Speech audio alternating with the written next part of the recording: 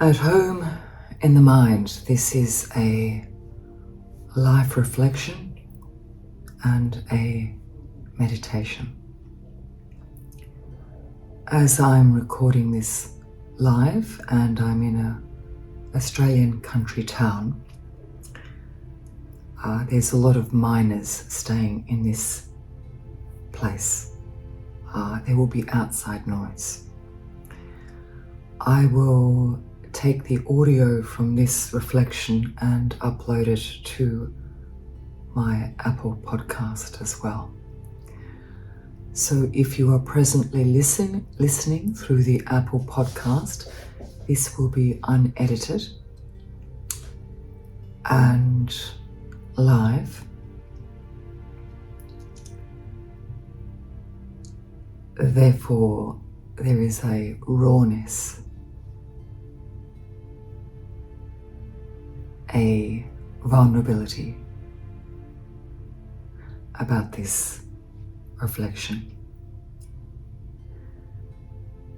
As I record this reflection, I'm going to meditate intuitively upon my words. As you listen, notice whether you need a particular response. Notice any needs you have. Not to judge yourself, but to learn about yourself. I'll be focusing upon the journey of trauma and the effects of trauma as I speak. Before we start, if you would like to do so, find a place in which to reflect or meditate. You can use this for sleep or simply for reflection. Set an intention and expect outside noise. There will be outside noise. It is presently 5:30 in the morning and the people around me are getting up in order to go and work in the mines. And I can hear them talking and laughing and getting ready. So let's use this background noise as a reminder of the stickiness of ego. The journey through trauma is as interesting as it is tragic. As human bodies, we move through pain and painful experience. Some painful experience is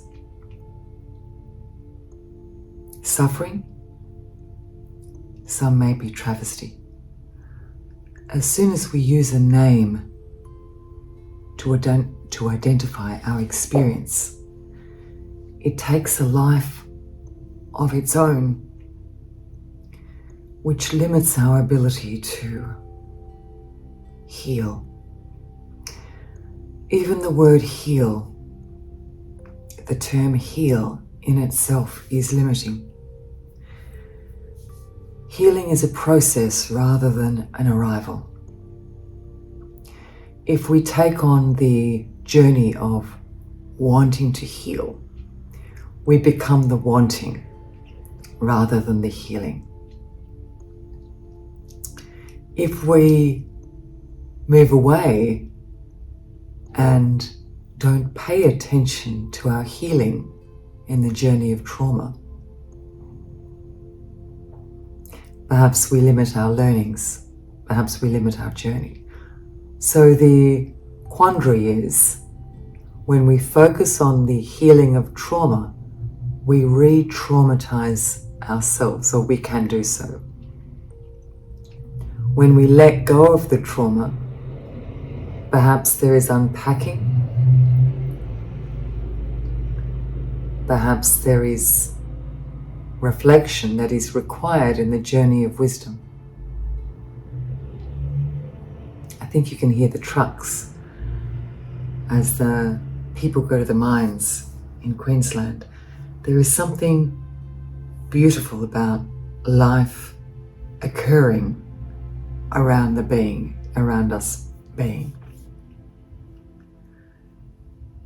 As we step through trauma, being aware of the quandary between unpacking the trauma re-traumatizes. Being with self, awakening without processing the trauma may inhibit the awakening. To walk the line of complexity where we balance with our ego, our egoic thought, and our awakened self is the journey of life. When we have experienced trauma, our body intends to protect us. So our body produces fear, reacts to fear, becomes hypervigilant, learns patterns relating to the fear and trauma. Our body does this to aid our survival. It's like if we put our finger in a flame, we feel pain and we pull it back. That's trauma. The irony is that sometimes in the flames of life, it's important to sit in that flame. I'm not advocating that we place our hand in flame, and if you are listening by the podcast, I have a candle here and I'm playing with the analogy of the candle and trauma. Our response to trauma, our physical response, is to fear trauma in order to avoid the re-experiencing of trauma. The response of fear prevents, inhibits, limits our awakening, our growth. Let's sit with that for a couple of moments and reflect upon that. Our egoic response to trauma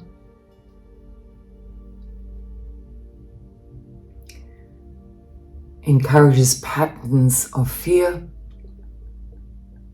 These patterns of fear limit our growth. Part of processing trauma is to reflect upon it. The reflection upon trauma re-traumatizes. What do we do with that? We work with it as waves. Waves of the ocean. When we move forward past trauma, we look hypervigilantly everywhere for the possibility of danger.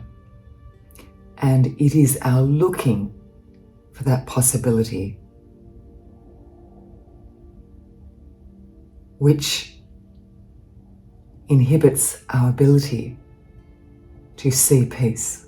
So we're looking for potential danger, and that becomes our lens.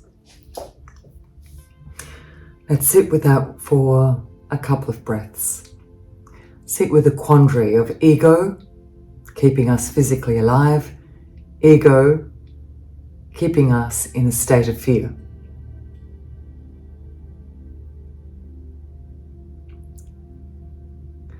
What is the answer? The answer is to accept we don't require answers. We question. We remain playfully curious. We ask questions We don't require answers. If we require answers, we need. If we need, we lose power, control over our sense of peace. If we need not to need, we lose power over our peace. So there is the term you may have heard of, toxic spirituality, where someone wants or wishes to be so spiritual, so present, that they release themselves from the ego. We are animals. We are animals. We are animals. We are flawed. We are frail. We decay. We die. This is not morbid. This is positive. A gentle awareness for what is. Be gently aware of what is.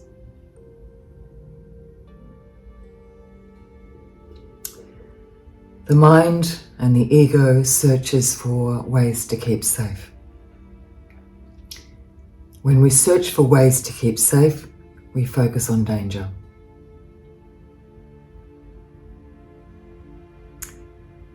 Peace comes from stillness. Life gives us chaos. It is playfully sitting in the balance of the chaos, the mayhem, and our awakening, our being in the present. When we ask for meaning, we are looking, we are wishing. I'm not saying that life has no meaning.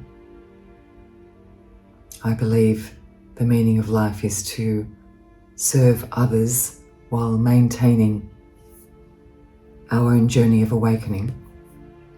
I'm not saying there isn't meaning, but when we need meaning, we lose the moment. As soon as we need, we move our minds to the future and lose the present moment.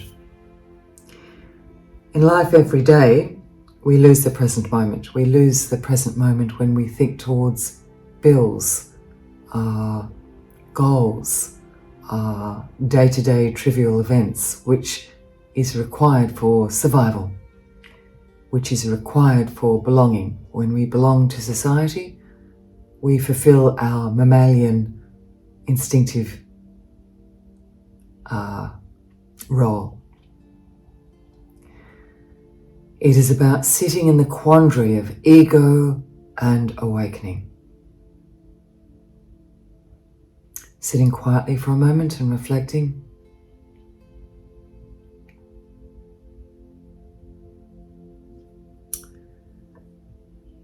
There is no meaning. Each time we look for meaning, we lose peace.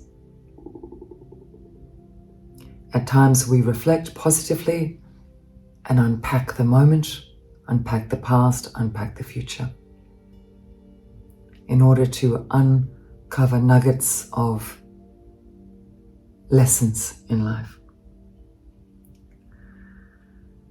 The journey requires watching, observation, being the spectator of your life, and that gentle moving of ego, the process of healing, the ability to be in the moment, losing the moment,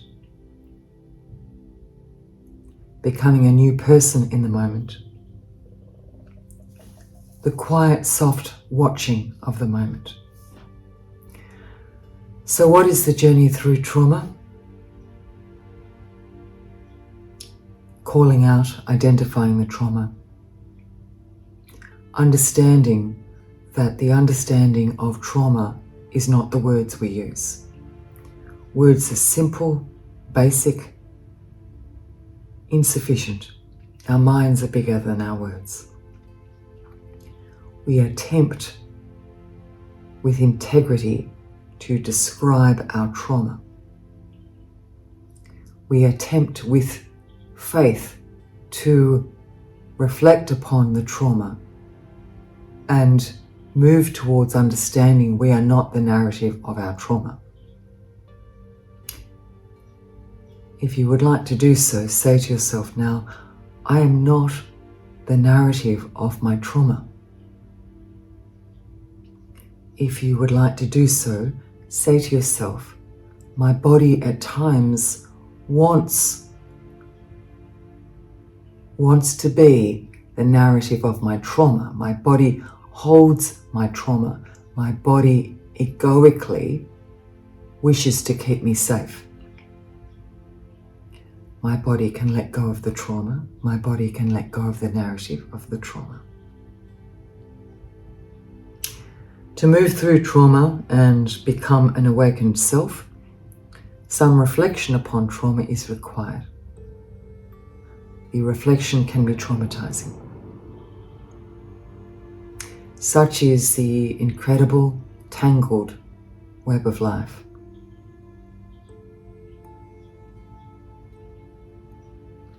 We may have a basket of the narratives of our trauma and reflect upon that basket, take items out and put them away, take items out, name them, identify them, reflect upon them. As we do so, reflect upon the stickiness, the ego of life, and moving away from that ego with the acceptance that we are all ego and we are all awakening. Stillness and quiet is the foundation of wisdom and being. Life, society, people, belonging has no quiet. So we walk the balance. We observe any hypervigilance we may feel. Hypervigilance is the desire to keep us safe and to prevent a reoccurring of the trauma. Hypervigilance attracts a reoccurring of the trauma. The path is stillness, sitting in stillness and moving away from blaming ourselves for a lack of stillness. I have broken down in a country town at a time that doesn't suit me, so my ego wants to scream at the moment. I have deadlines and timelines that are required to be completed. I cannot complete them. So my ego wants to scream and stamp. And it does scream and stamp. A gentle holding hands with ego and gently acknowledging, yes, my ego would like to scream and stamp at this moment. Perhaps for a moment I may allow my ego to scream and stamp, and I will step back and watch. I will spectate. And when ready, I'll take the hand of my ego and we will walk into stillness and peace.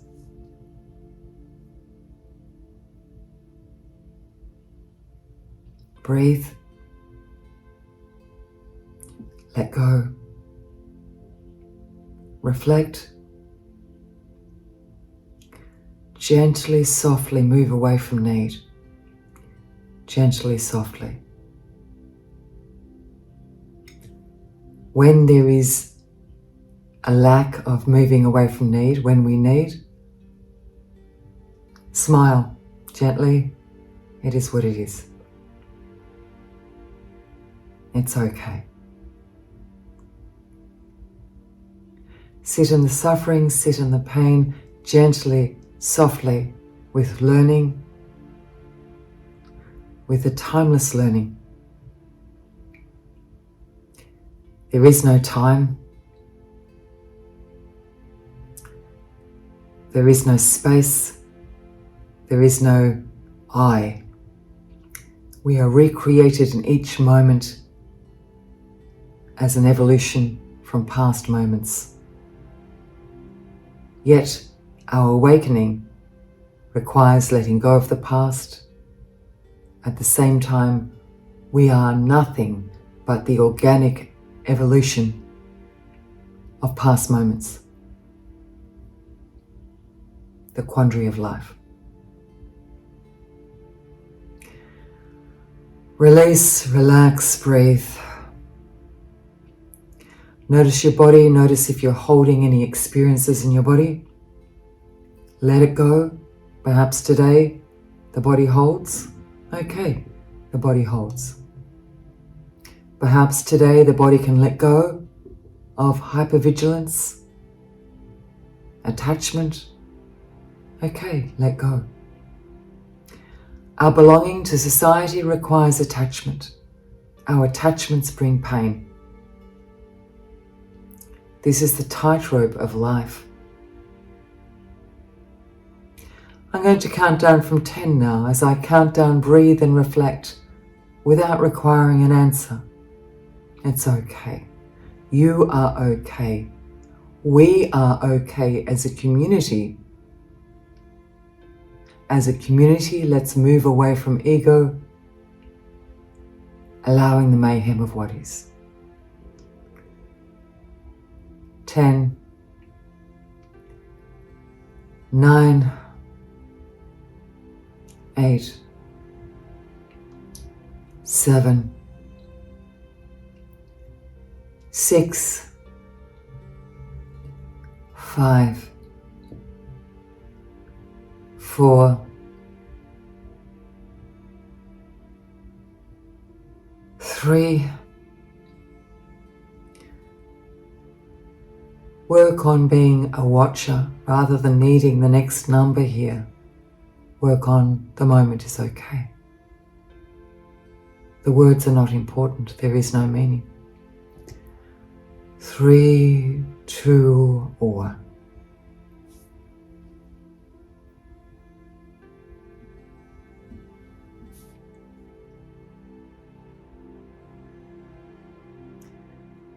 You are okay. I am okay. We are okay.